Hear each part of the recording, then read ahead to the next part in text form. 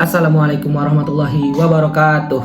Sebelumnya, izin kepada dosen pengampu saya. Perkenalkan, nama saya Willy Nofri Andanu dengan NIM 22042342, Prodi Ilmu Administrasi Negara, Fakultas Ilmu Sosial, Universitas Negeri Padang. Video ini bertujuan untuk melengkapi tugas mata kuliah teori sosial saya dengan dosen pengampu Yulia Hanoselina SIP MA.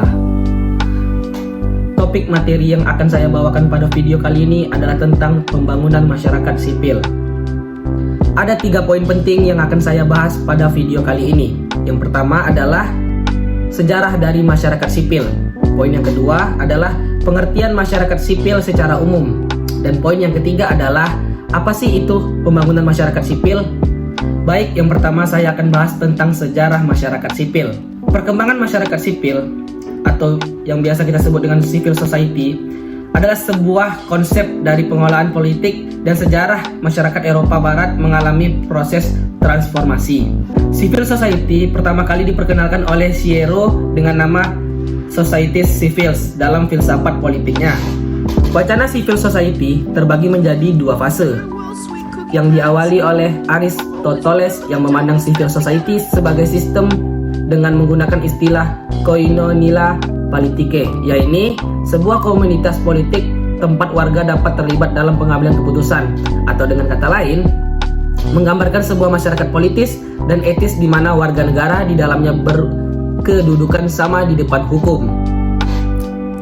Fase yang kedua, pada tahun 1767, Adam Ferguson mengembangkan wacana civil society dengan konteks sosial dan politik di Skotlandia. Ferguson lebih menekankan visi etis pada civil society dalam kehidupan sosial. Pemahamannya ini lahir tidak lepas dari pengaruh revolusi, industri, dan kapitalisme yang melahirkan ketimpangan sosial yang mencolok. Fase yang ketiga, pada tahun 1792, Thomas Paine memaknai wacana civil society sebagai suatu yang berlawanan dengan lembaga negara. Bahkan ia menganggap sebagai antitesis negara. Menurut Paine, civil society adalah ruang di mana warga dapat mengembangkan kepribadian dan memberi peluang bagi pemuasan kepentingannya secara bebas tanpa paksaan.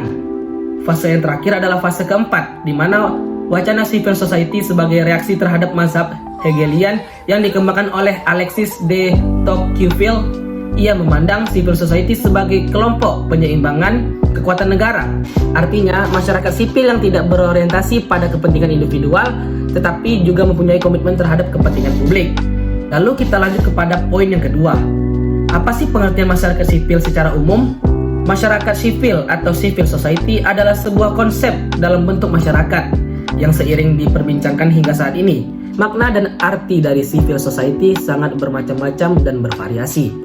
Civil society dalam bahasa Indonesia mengandung banyak istilah. Istilah-istilah tersebut dicetuskan oleh orang-orang yang berbeda seperti masyarakat sipil oleh Mansur Faki, masyarakat kewarganegaraan oleh Frans Magnus Suseno, masyarakat Mendani oleh Anwar Ibrahim.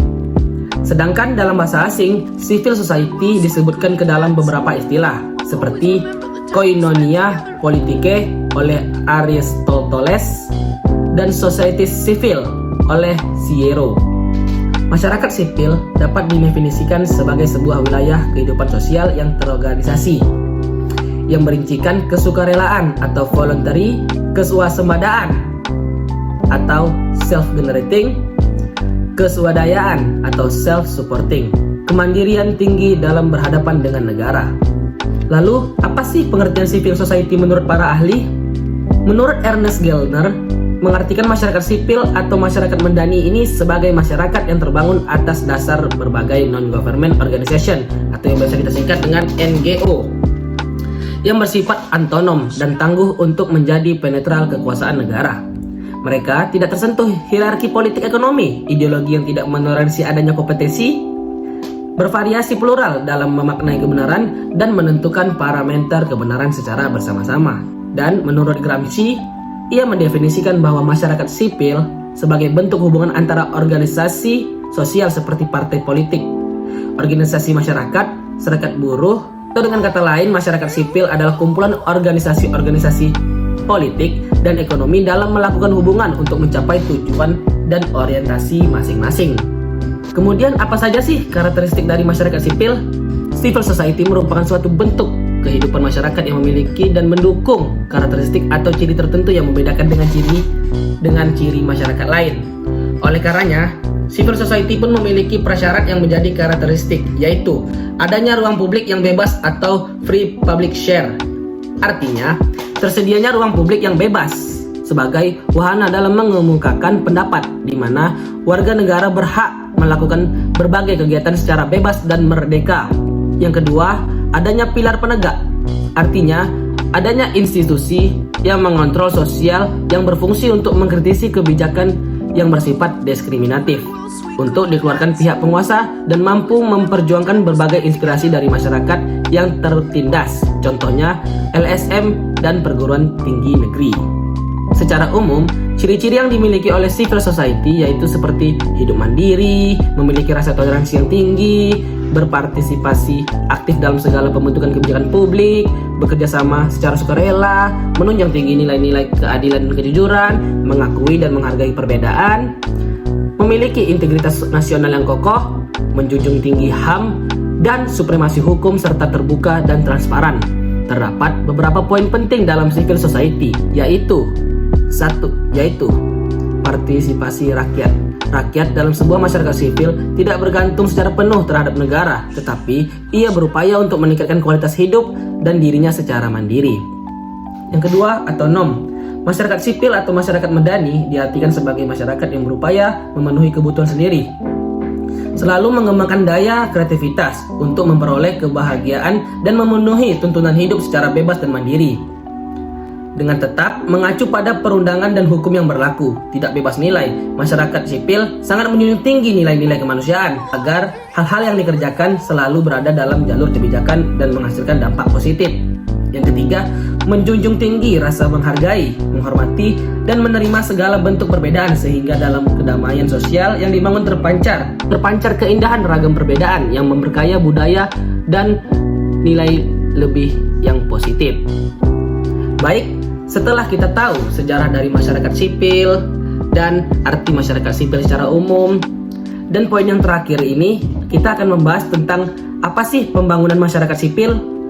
Seperti yang kita tahu bahwa masyarakat sipil mempunyai banyak peranan baik, itu dalam pembangunan hingga demokrasi. Dengan banyaknya partisipasi masyarakat sipil dalam berbagai elemen, maka diperlukan peningkatan dan pembangunan terhadap masyarakat sipil. Pembangunan masyarakat sipil artinya melakukan pengembangan masyarakat sipil agar dapat berpartisipasi dalam kegiatan pemerintahan. Hal ini dapat dilakukan dengan cara menumbuhkan kesadaran betapa pentingnya keberadaan masyarakat sipil itu sendiri, dan juga meningkatkan dan memperbaiki elemen atau organisasi masyarakat sipil seperti LSM, pers dan media massa, supremasi hukum dan perguruan tinggi, dan juga meningkatkan dan memperbaiki elemen atau organisasi masyarakat sipil seperti LSM, media massa, supremasi hukum, dan perguruan tinggi negeri, baik itu struktur kelembagaan maupun sumber dayanya. Untuk itu, organisasi masyarakat sipil harus menjadi organisasi yang dinamis, pembangunan kader, pembelajaran, dan pembaharuan, karena lewat organisasi inilah masyarakat sipil dapat mengkritisi dan menyalurkan pendapatnya. Baik, itu saja yang dapat saya berikan tentang apa sih itu pembangunan masyarakat sipil. Jika ada salah kata mohon dimaafkan, jika ada yang sayang mohon diungkapkan. Ayu tinting makan kepiting. Thank you for everything. Assalamualaikum warahmatullahi wabarakatuh.